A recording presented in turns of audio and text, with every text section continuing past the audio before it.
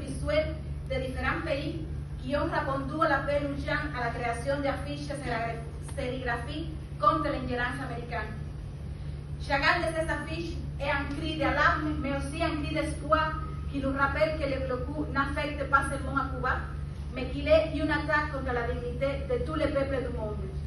C'est la voix d'artistes de Cuba, du Venezuela, d'Argentine, d'Espagne, du Roumanie, d'Allemagne et des autres pays qui ont dit « Nous ne resterons pas silencieux ». Fidel nous a enseigné que la solidarité internationaliste est un devoir. Aujourd'hui, plus que jamais, cette solidarité est nécessaire.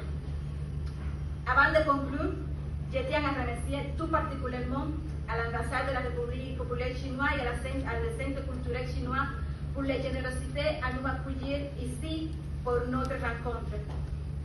Je remercie également à l'Association de Béninois formés à Cuba, son bureau directeur et tous ceux qui ont rendu possible ces rencontres pour le travail, l'enthousiasme et l'engagement.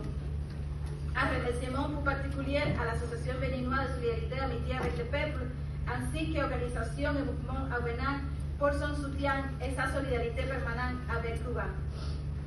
Et bien sûr, merci à chacun d'entre vous, chers formés à Cuba, d'être ici, de partager vos histoires et de maintenir vivant l'héritage de Fidel dans vos cœurs et dans votre travail quotidien.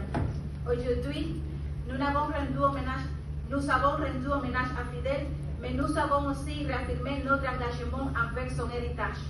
Je vous demande, en ce temps de ces rencontres, d'emporter dans votre mémoire les paroles partagées, la chaleur de ces fraternités et la certitude qu'aussi longtemps qu'il y aura des personnes comme vous, l'œuvre de Fidel restera vivante. Viva Fidel, viva l'amitié Cuba-Bénin, hasta la victoria siempre.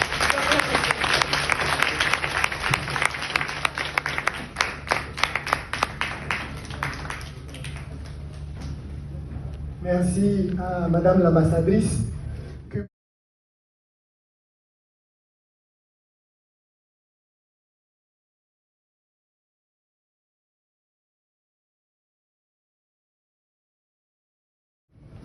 Honneur aux femmes, a dit Dr Takin. Donc, Madame Somako Félicienne a la parole. Muchas gracias. Buenas tardes a todos. Moi, on m'appelle Félicienne Somako, épouse Kendo Zandi. Et j'ai été formée à Cuba. Je suis de la promotion 1989. J'ai fait le laboratoire médical à Cuba. Et lorsque je suis arrivée au pays, et j'ai travaillé à la Banque de sang départementale au CNHU. Et j'ai fait 23 ans de carrière là. Et j'ai déjà fini. Je vous remercie.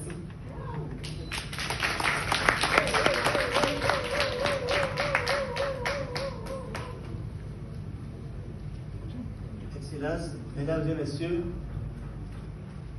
Excellences, Madame l'ambassadrice de Cuba dans notre pays, chers diplomates et chers cadres formés à Cuba, mon nom c'est Célestin Gasset.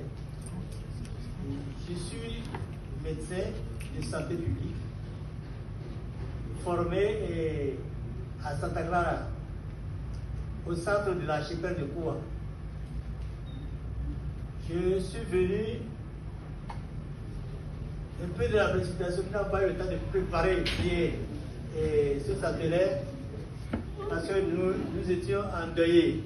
Nous avons perdu un de nos promotionnaires le 13 juillet au CNHU de Cotonou.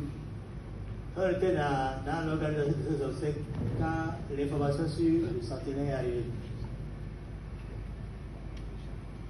Je voudrais présenter mon témoignage centré sur le commandant en chef Fidel Castro, Rousse,